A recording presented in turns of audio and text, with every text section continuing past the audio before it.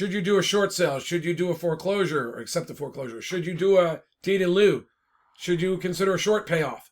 These are all questions that I think everyone should be asking right now if their property is underwater or close to underwater or upside down.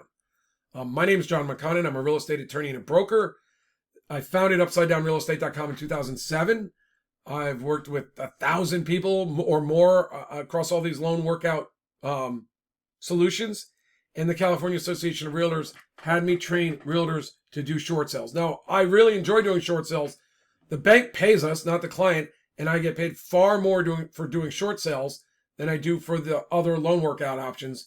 And so, yes, I would be happy to do short sales.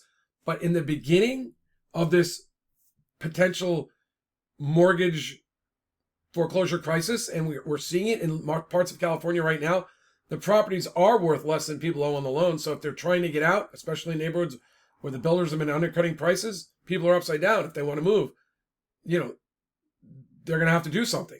So what we like to do, what I do, is what I call a non-recourse loan analysis with everybody who contacts us.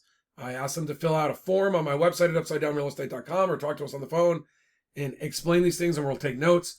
But we want to know when you purchased the property, at the time, how many loans you took out, what was the amount of the loans, have you refinanced the loans, and we're determining whether you have a recourse or a non-recourse loan, and that helps us, and if you have two, whether you have a recourse or non-recourse second, and that helps us set the baseline for what happens after a foreclosure.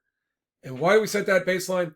Because anything besides a foreclosure is something the bank has to agree to. And sometimes banks have insurance and they're just not going to do a short sale.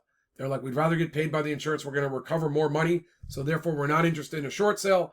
So regardless of us, unless we're going to sue them or we use other federal leverage, certainly a realtor alone is not going to be able to get a short sale done. And that's why less than 50% of realtor negotiated short sales get completed. So you need to establish the baseline and then leverage California's laws to get what you'd like to achieve. So during our consultation, after we've established the baseline, what happens after foreclosure? Would you owe the bank money? Would you owe cancellation of debt income? Would you owe capital gains taxes? And can you find ways to mitigate or eliminate credit damage after a foreclosure? Then I'll ask you, what would you like to do? Are you interested in staying in the house for close to a year? Are you interested in not going into default to protect your credit? Some combination of things. I'd like to know what your goals are. And many people, their goals is to minimize or eliminate damage to their credit. And then when we go over all these things, I will then explain to you what options you have in what order you might want to consider. Because part of this is, if you start off with a short sale, you're losing one of your biggest leverages in extending the foreclosure timeline.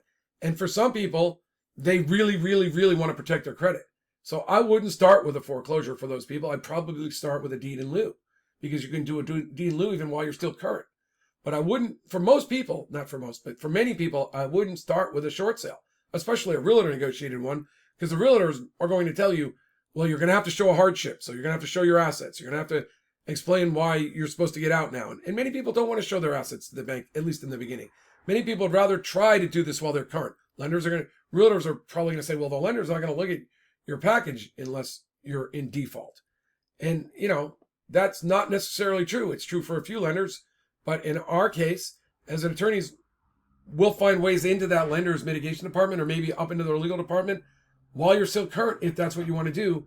In many circumstances, I can tell you, in the beginning of the last crisis, one of the best ways to effectuate my clients' goals was with a deed in lieu of foreclosure. And sometimes there are banks that will let you do a deed in lieu while you're still current. And there are banks that will let you start it while you're current, and then they make you take one late payment. That happened to us multiple times. And one late payment, and if we got otherwise paid in full, one late payment was a fantastic loan workout for most people. And those we were able to do those in the beginning. It got harder as the market went on.